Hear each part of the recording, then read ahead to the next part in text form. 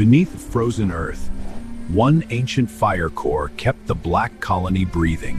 But in the endless winter, warmth could never remain hidden forever. From the northern ridge, the Red Scouts had found the fire. To the Red Colony, fire was not sacred. It was power. And power, they believed, belonged only to the strong. The first sign was not sound, but heat.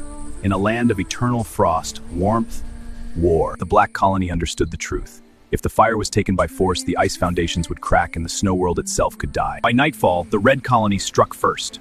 Through the northern tunnel they came, carrying heat into the heart of the frozen world. The black soldiers met them at the choke point. Knowing every heartbeat they delayed the enemy kept the fire alive. But the engineers saw what war had awakened. The deeper the fighting reached, the more unstable the ancient core became. The first attack had only been a test. Now the full red swarm descended from the ridge, following the heat toward the core. The queen gave the order no colony ever wished to hear. Fall back to the inner rings and defend the last warmth at any cost. The first inner ring was built for the unthinkable. If the outer tunnels failed, the enemy would have to bleed for every frozen step. One guardian stayed behind. His life bought the colony 10 more breaths, and 10 breaths meant survival. The Black Colony knew the tunnels better than any invader. If they could not stop the swarm, they would bury it. But beneath the battle, a worse danger was rising. The core was changing, becoming hotter than the colony had ever recorded. Yet the red swarm adapted faster than expected. Through weaker ice veins, they opened a second path toward the heart of the world. The second ring was never meant to be a wall. It was a trap, designed to crush invaders between ice, steel, and memory. When the assault slowed, the Red King came himself. To his colony, fire was destiny, and destiny could not be denied. Beneath the sacred chamber, the engineer uncovered the forgotten truth. It was the lock holding the frozen world together. But the war had already reached too deep. The same heat both sides fought for was now tearing the colony open from within. The queen finally understood the cost. To save the colony, she might have to destroy the very fire that kept it alive. Beyond the second ring lay the final passage. If the Reds crossed this bridge, the sacred chamber would stand exposed. Here, every step mattered. One broken line, one lost footing, and the fire itself would be within reach. The engineer offered one final chance. Stabilize the core now, or shatter it before the Reds could claim its power. When the bridge would not break, the Red King became the weapon. For the first time, he stood at the gates of the last warmth. Brick dice. If the fire could not be protected, it must be broken.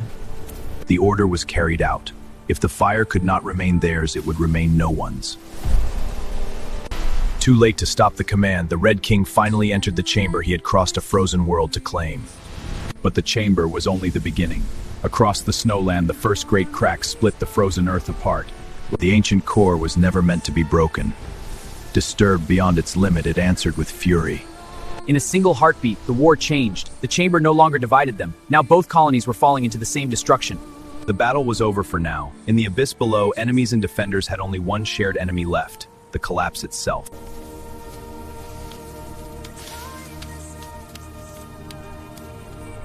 Hatred. For the first time, Red and Black fought the same fall instead of each other. The engineer found what the ancestors had buried.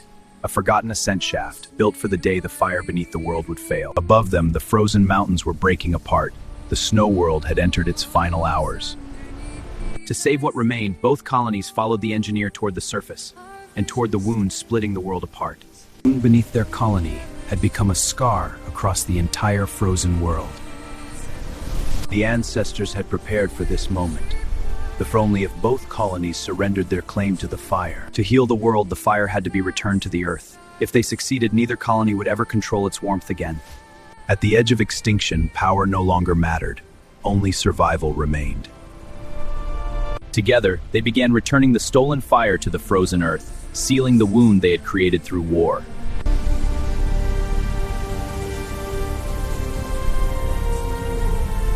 Just as the wound began to close, the ancient fire struck back one final time.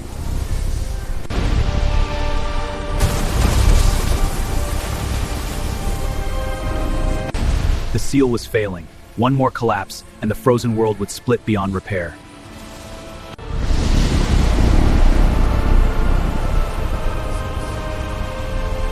The engineer saw the only path left. The fire needed a living conductor, and he was willing to become it.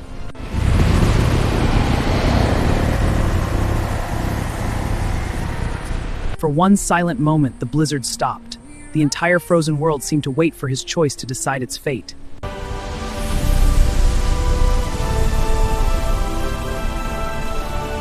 At last, the wound in the world was closed. The snowland had survived, but nothing between the colonies would ever remain the same. When the storm finally passed, the snowland was silent.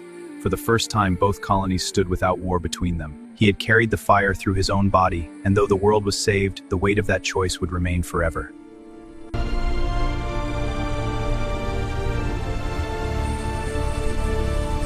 The fire no longer belonged to either colony. It belonged to the world they had nearly destroyed.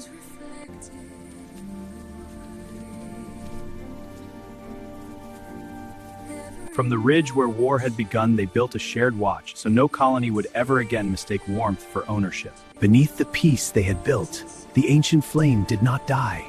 It transformed,